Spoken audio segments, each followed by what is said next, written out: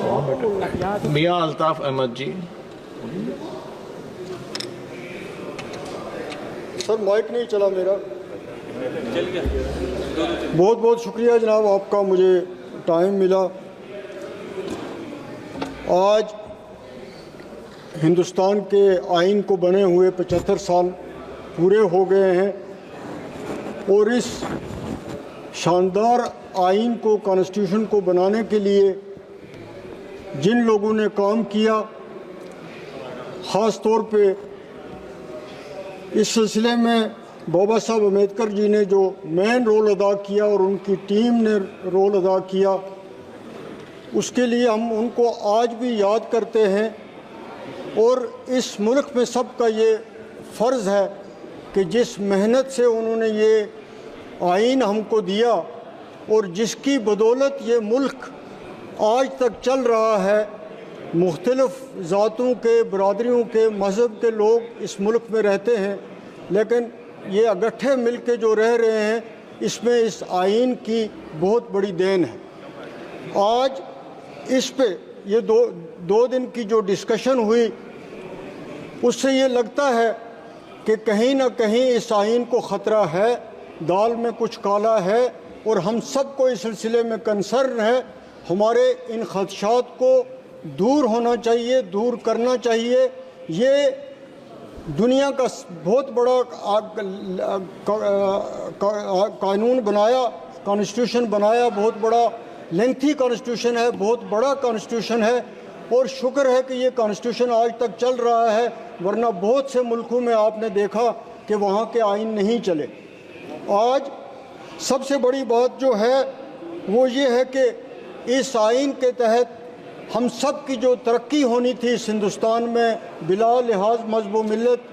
वो रहनी चाहिए, वो कायम रहनी चाहिए, हमारा भाईचारा कायम रहना चाहिए। आज के जो हालात हम देख रहे हैं, हम हिंदुस्तान की सालमियत चाहते हैं, हम चाहते हैं कि हिंदुस्तान अपने सेकुलरिज्म पे कायम रहे,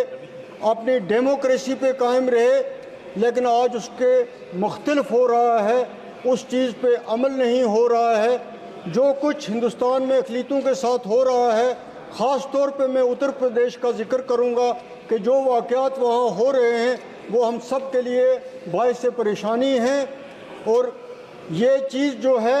ये फ़र्ज़ बनता है इस हुकूमत का, ये फ़र्ज़ बनता है उस पार्टी का जिसकी इस देश में हुकूमत है या वहाँ पे हुकूमत है कि वो इन चीज़ों को रोके और वहाँ जो लोग रहने वाले हैं वो अपने आप को सेफ़ महसूस करें, वो ये समझें कि हम इस देश के रहने वाले हैं और इस देश में हमारे भी वही हकूक़ हैं जो दूसरे लोगों के हैं। उस चीज़ की तरफ देखने की तरफ बहुत ज़्यादा ज़रूरत है।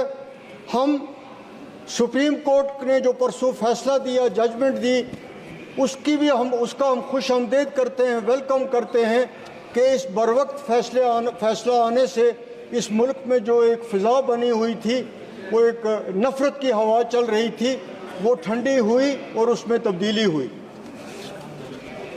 यहाँ पे बहुत कुछ 2 दिन इस डिस्कशन में कहा गया। कांग्रेस वालों ने ये कहा कि 1975 में इमरजेंसी लगी, जो कुछ भी हुआ कांग्रेस ने उसके लिए माफ़ी मांगी, लेकिन आपने भी कई ऐसे वाक़यात किए जिस पर आप बिल्कुल खामोश हैं, आप उस पर कुछ भी नहीं बोलते हैं कि क्या आप उनको किस तरह जस्टिफाई करें या किस तरह आप उसको कंडेम करें। आपकी तरफ से कोई ऐसी चीज़ नहीं आती है, सिर्फ एक इल्ज़ाम लगाने का सिलसिला दोनों तरफों से कायम है। यहाँ पे ये कोट किया गया कि बहुत सारी हुकूमतें जो हैं, इसमें कोई शक नहीं, ये जो कांग्रेस के दौरे हुकूमत में तोड़ी गई,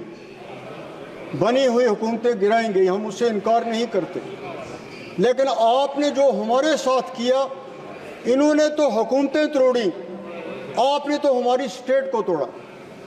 और स्टेट को तोड़ के आपने उसको 2 यूटी में तब्दील किया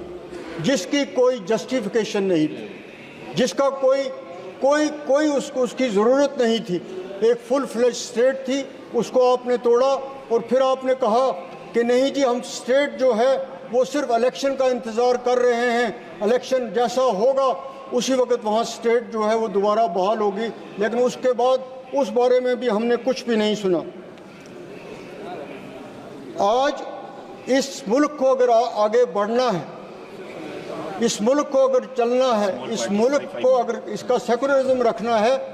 तो हम सब ने मिल के चलना है, तब ये मुल्क तरक्की कर सकता है और तब इसकी जो इमेज पूरी दुनिया में है वो कायम रह सकती है। कृपया आज अगर ये डिस्क्रिमिनेशन की पॉलिसी चलेगी, किसी रीजन के साथ हो, किसी रिलीजियस के साथ हो, तो फिर ये देश तरक्की नहीं कर सकता है। इसको आपने उस लिहाज से चलाना है, ये आप पे फर्ज आयद होता है, क्योंकि आप यहाँ पे हुकूमत कर रहे हैं। वो बहुत ज़्यादा जो बात यहाँ पे कल परसों से चर्चा में बनी हुई है कि शेड्यूल्ड कास्ट, शेड्यूल्ड ट्राइब, तो इन लोगों को जितना कुछ कहा जा रहा है, मैं आज ही की हुकूमत को नहीं कहता, मैं पहले से कह रहा हूँ कि जिस तरीके से इनको बदनाम किया जा रहा है, जिस तरीके से एक पब्लिसिटी दी जा रही है कि बहुत कुछ इनको दी जा रही है, बहुत बड़ी कंसेशंस हैं, बहुत बड़े कानून हैं इनके लिए, उन पे किसी भी दौर में अमल नहीं हुआ। ख़ास तौर पे आपके दौर में भी वही हालत रही है। इसलिए बार बार ये कहना और कहने के बावजूद कुछ ना होना जो है वो एक बड़े अफसोस की बात है। मैं शुक्रिया।